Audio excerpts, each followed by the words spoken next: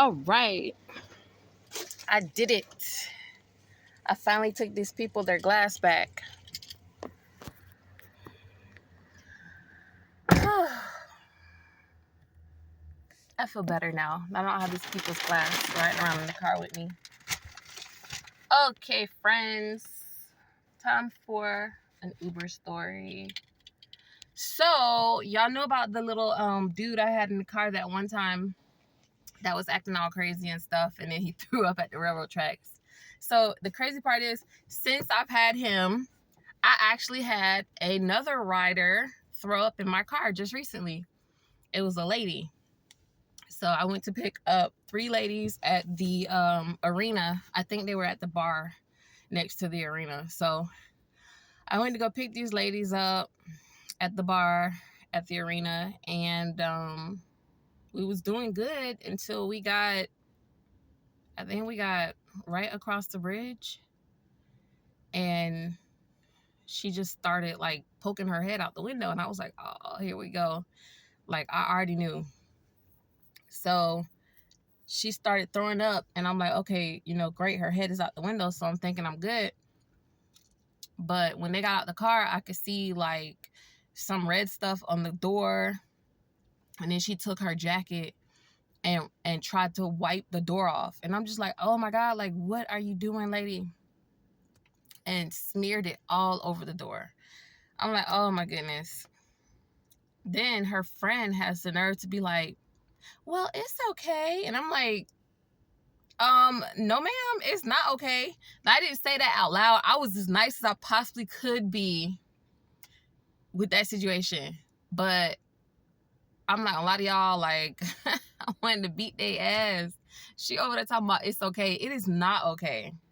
When somebody throws up in our car, it is not okay. First of all, it smells. Secondly,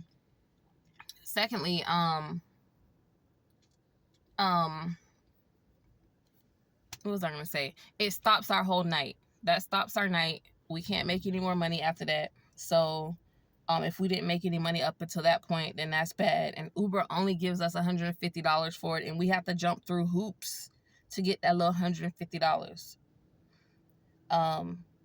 The craziest part is, because I got everything cleaned up and everything. It wasn't a lot. It was just a simple fact that it was on the door and everything, and I was just like, got everything cleaned up, sanitized and everything. The next morning, I'm sitting outside of a place just chilling. She walks up and knocks on my door and is like, hey, are you the Uber driver from last night? And I'm like, yeah. She was like, well, I tracked my friend's phone to this location. So the lady that was puking left her phone in the back of the seat. The same place where the person left the glass. I guess people like to put stuff right there. But she left her phone in the back pocket seat of the car. So she tracked the phone to my car. And I'm like, look, people, the proper way to go about getting your things when you leave it in an Uber is to go through Uber. You should never be tracking your phone to somebody's location. That's how you get shot. But yeah, she didn't get shot. I gave her the phone because I didn't even know it was back there, to be honest with you. I'm glad, another customer didn't find it. But, I mean, I guess she would have tracked the phone to them. But, yeah, that's the craziness, guys. But I'll have some more stories soon. Remember, guys, once we get to 1,000 subscribers, I'm going to tell y'all my all-time favorite story. At this point, with all the stories that y'all have heard, and probably some of the stories that you guys have experienced, you probably won't be shocked, but I think some people will be shocked. I think they'll be more shocked at my reaction than anything.